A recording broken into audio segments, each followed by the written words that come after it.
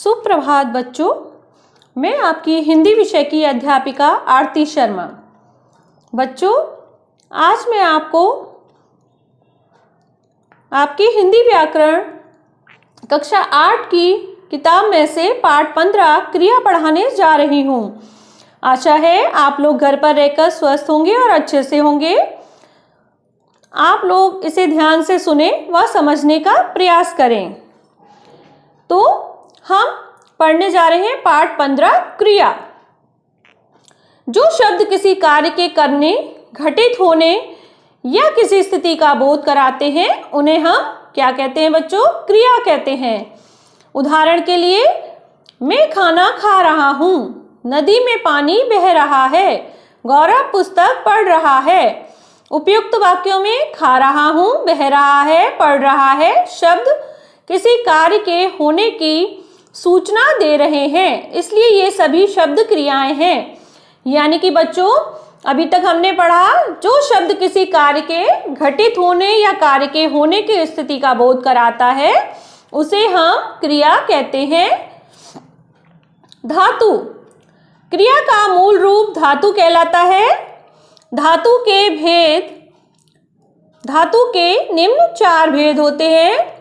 बच्चों, पहला धातु का भेद है सामान्य धातु, व्युत्पन्न धातु, नाम धातु और मिश्र धातु। तो हम पहले लेते हैं सामान्य धातु। तो पहली धातु की सामान्य धातु। मूल रूप में ना प्रत्यय जोड़कर जो रूप बनता है उसे सामान्य धातु कहा जाता है। तो बच्चों, हम इसमें सामान्य धातु में क्या समझ में आया? जो मूल रूप होते हैं, मूल रूप में हमने ना प्रत्यय जोड़ दिया तो सामान्य धातु बन जाते हैं। जैसे उदाहरण के लिए हम देखेंगे, ये मूल धातु है रो, ना प्रत्यय जोड़ा रोना तो बन गया सामान्य धातु। काट काटना, लिख लिखना, दे देना, जा जाना, यानी कि सब में क्या लग रहा है? ना प्रत्यय लग रहा है। इसलिए ये मूल धातु में ना प्रत्यय जोड़ने पर सामान्य धातु क्रिया बन रही हैं। पढ़ पढ़ना, चल चलना आदि। बच्चों, दूसरा धातु है व्युत्पन्न धातु। सामान्य धातु में प्रत्यय लगाकर बनाई गई धातु को व्युत्पन्न धातु कहते हैं। जैसे सामान्य धातु यहाँ लिखे हुए हैं कटना, इसमें काटना, कटाना, यानी अब जो सामान्य धातु थे उसमें हम फिर से ना प्रत्यय जोड़ रहे हैं तो ये शब्द बन रहे हैं धातु वाले। चलना, चलाना, चलवाना, रोना, रुलाना, रुलवाना, देना, दिलाना, दिलवाना, सोना, सुलाना, सुलवाना। तो बच्चों, यहाँ तक आशा है आपको समझ में आ गया होगा। अभी तक हमने क्रिया पढ़ा, धातु पढ़े और धातु के 2 रूप पढ़ लिए।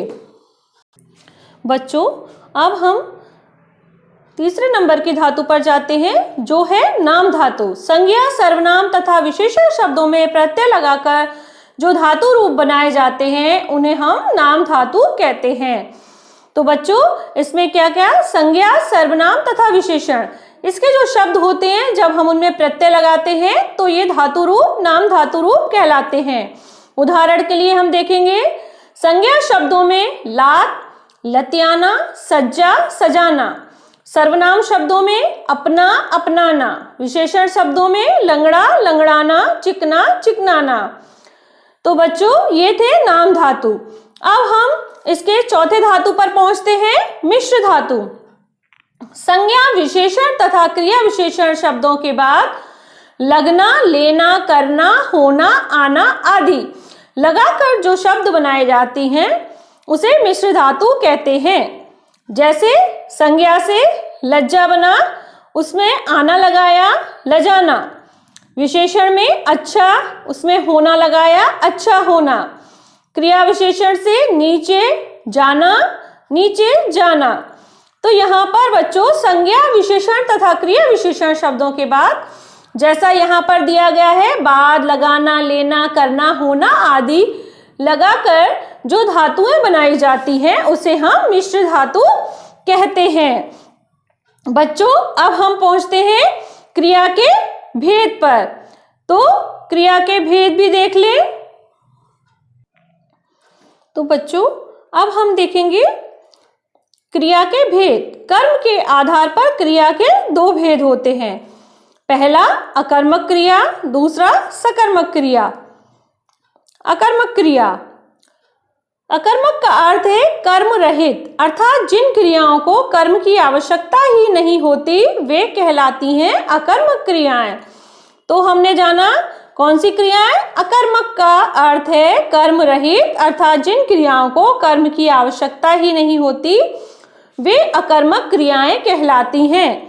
उदाहरण के तौर पर मोहित खेल रहा है, कशिश हंस रही है। अकर्मक क्रियाओं के व्यापार और फल दोनों कर्ता पर पड़ते हैं। तो ये हमने देखी अकर्मक क्रिया। अब हम दूसरी क्रिया लेते हैं सकर्मक क्रिया। सकर्मक का अर्थ है कर्म के साथ, अर्थात जिस क्रिया व्यापार में कर्म की आवश्यकता होती है उसे सकर्मक क्रिया कहते हैं। तो बच्चों यहाँ पर हमने देखा सकर्मक का अर्थ कर्म के साथ, अकर्मक में क्या था? कर्म रहित यानी कर्म के बिना, यहाँ पे कर्म के साथ। तो इसके भी उदाहरण देख लें। विद्यार्थी पुस्तक पढ़ रहे हैं, तो यहाँ पे कर्म के साथ है। विद्यार्थी क्या कर रहा है? कर्म कर रहा है। काय का कर्म कर रहा है? पुस्तक पढ़ने का। स्नेहा आम खा रही है, स्नेहा क्या कर रही है? आम खा रही है। तो ये अभी तक हमने क्रिया के कर्म के आधार पर दोनों भेद पढ़े, अकर्मक क्रिया और सकर्मक क्रिया। बच्चों अब सकर्मक क्रिया के भी दो भेद होते हैं, इकर्मक क्रिया और द्विकर्मक क्रिया। तो पहले हम पढ़ेंगे एक कर्मक क्रिया। जिन क्रिया शब्दों का एक कर्म होता है उसे हम एक कर्मक क्रिया कहते हैं। जैसे कृष्णा पुस्तक पढ़ रहा है, धोबी कपड़े धोता है। तो यहाँ पे क्या हो रहा है? एक ही क्रिया हो रही है। कृष्णा क्या कार्य कर रहा है? एक ही क्रिया कर रहा है, पुस्तक पढ़ने का। धोबी क्या कर रहा है? कपड़े धोने का। तो जिन क्रिया शब्दों का एक कर्म होता है उसे एक कर्मक क्रिया कहते हैं। दूसरी द्विकर्मक क्रिया, वे क्रिया शब्द जिनके दो कर्म होते हैं उसे द्विकर्मक क्रिया कहते हैं। उदाहरण के लिए दादाजी ने गोविंद को खिलौने दिए, शिप्रा ने नीरज को पत्र लिखा। तो यहाँ पे क्या हो रहा है? दो लोगों द्वारा क्रिया संपन्न हो रही है। दादाजी ने गोविंद को खिलौने दिए, तो दादाजी ने किसको दिए? गोविंद को।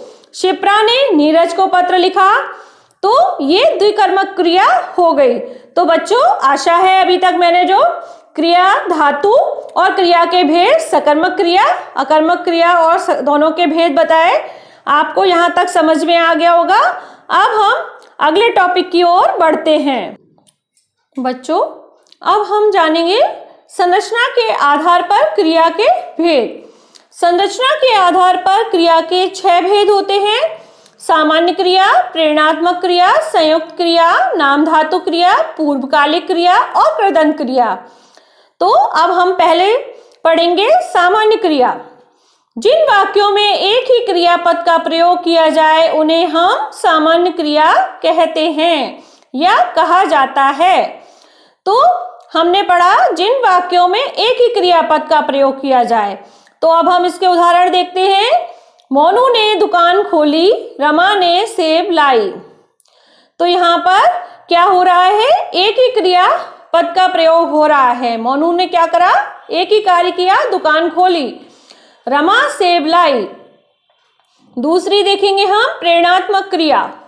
प्रेरणात्मक क्रिया, जिस क्रिया द्वारा यह बोध होता है कि कर्ता स्वयं कार्य न करके किसी अन्य को कार्य करने के लिए प्रेरणा देता है उसे हम प्रेरणात्मक क्रिया कहते हैं।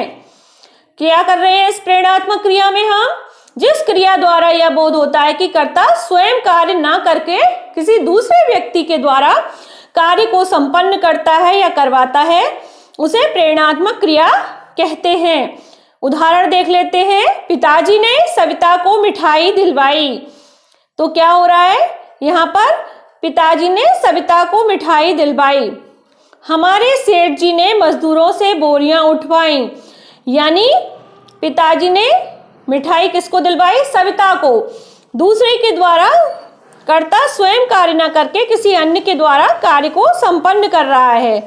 सेठ जी ने मजदूरों से बोरियां उठवाई। सेठ जी ने क्या करा? मजदूरों से बोरियां उठवाई। अब बच्चों हम प्रेरणात्मक क्रिया के जो दो भेद हैं उनकी ओर बढ़ते हैं।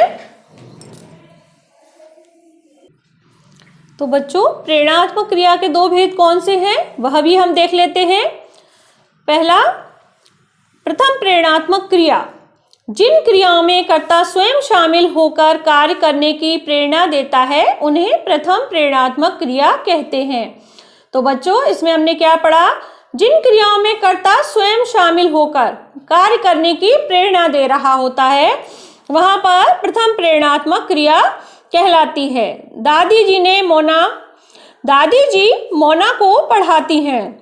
जोकर दर्शकों को हंसाता है। तो यहाँ पर क्या हो रहा है? क्रिया कर्ता किसी और द्वारा करवा रहा है, स्वयं शामिल होकर कार्य करने की प्रेरणा दे रहा है। दादी जी ने मोना को पढ़ाती हैं और जोकर दर्शकों को हंसाता है। द्वितीय प्रेरणात्मक क्रिया, जिन क्रियाओं में कर्ता स्वयं सम्मिलित ना होकर दूसरों को कार्य करने की प्रेरणा देता है उन्हें द्वितीय प्रेरणात्मक क्रिया कहते हैं। उदाहरण के लिए अध्यापक बच्चे से कहानी सुनवाते हैं। तो बच्चों आपने उदाहरण में देखा, जिन क्रियाओं में कर्ता स्वयं सम्मिलित ना होकर दूसरों को कार्य करने की प्रेरणा दे रहा है। क्या कर रहा है वो? अध्यापक बच्चों से कहानी सुनवा रहा है, स्वयं ना सुनाकर। दुकानदार नौकर से झाड़ू लगवाता है। दुकानदार नौकर से कार्य करवा रहा है। बच्चों अभी हमने प्रेरणात्मक क्रिया के दो भेद पढ़े। अब हम अगली क्रिया पर पहुंचेंगे, संयुक्त क्रिया। जो क्रिया दो या दो से अधिक धातुओं के मेल से बनती है उन्हें हम संयुक्त क्रिया कहते हैं। उदाहरण, कल अतिथि चले जाएंगे, कृपया मेरा काम जल्दी कर दें। तो यहाँ पर क्या हो रहा है? दो क्रियाएं साथ में जुड़ रही हैं। अधिक धातुओं के मेल होने से, यानी जो क्रिया दो या दो से अधिक धातुओं के मेल होने पर बनती हैं उन्हें संयुक्त क्रिया कहते हैं। दूसरी, नाम धातु क्रिया। संज्ञा, सर्वनाम तथा विशेषण शब्दों में प्रत्यय जोड़कर बनने वाली धातुओं को नाम धातु कहते हैं। जैसा कि हमने पहले भी पढ़ा था। उदाहरण के लिए हम देख लेते हैं। संज्ञा से शर्म, शर्माना, रंग, रंगाना, ना प्रत्यय जोड़ रहे हैं हम मूल शब्दों में। सर्वनाम से अपना, अपनाना, विशेषण शब्द लंगड़ा, लंगड़ाना, गरम, गरमाना। तो ये बच्चों हमने नाम धातु क्रिया पढ़ी। अब हम आएंगे अगली क्रिया पर, पूर्वकालिक क्रिया। मूल क्रिया से पूर्व होने वाली क्रिया को पूर्वकालिक क्रिया कहते हैं। यानी कि जो मूल क्रिया होती है वाक्य में उससे पहले जो पूर्व में की गई हो उसको पूर्वकालिक क्रिया कहते हैं। वह खाना खाकर सो गया। तो मूल क्रिया यहाँ पे क्या? सो गया। और मूल क्रिया से पहले वाली क्रिया क्या थी? खाना खाना। तो बच्चों हमने यहाँ पे अभी तक पूर्वकालिक क्रिया तक हमने पढ़ा। अब हम अगली क्रिया पर चलते हैं। तो बच्चों हमारी अगली और आखिरी क्रिया कृदंत क्रिया। वह क्रियाएं जो क्रिया शब्दों के अंत में प्रत्यय लगाकर बनाई जाती हैं उन्हें हम कृदंत क्रिया कहते हैं। कृदंत क्रियाएं भी बच्चों तीन प्रकार की होती हैं। वर्तमानकालिक कृदंत क्रिया, भूतकालिक कृदंत क्रिया और पूर्वकालिक कृदंत क्रिया। तो पहले हम वर्तमानकालिक कृदंत क्रिया देख लेते हैं। चल शब्द है जिसमें हमने ता प्रत्यय जोड़ा तो बना चलता। भूतकालिक क्रिया में दौड़, हमने प्रत्यय जोड़ा आ, दौड़ा। पूर्वकालिक कृदंत क्रिया में पढ़, हमने जोड़ा कर, पढ़कर। तो यानी ये तीनों ही क्रियाएं हमने पढ़ी। वर्तमानकालिक क्रिया, कृदंत क्रिया, भूतकालिक कृदंत क्रिया और पूर्वकालिक कृदंत क्रिया। चलता, दौड़ा और पढ़कर। तो बच्चों आशा है आप लोगों को यह पाठ क्रिया का समझ में आ गया होगा। आप लोग इसका घर पर रहकर और किताब से अभ्यास कीजिए और अच्छे से समझने का प्रयास कीजिए। ये आपका परीक्षा उपयोगी चैप्टर है। आप घर पर रहकर स्वस्थ रहिए, सुरक्षित रहिए। धन्यवाद।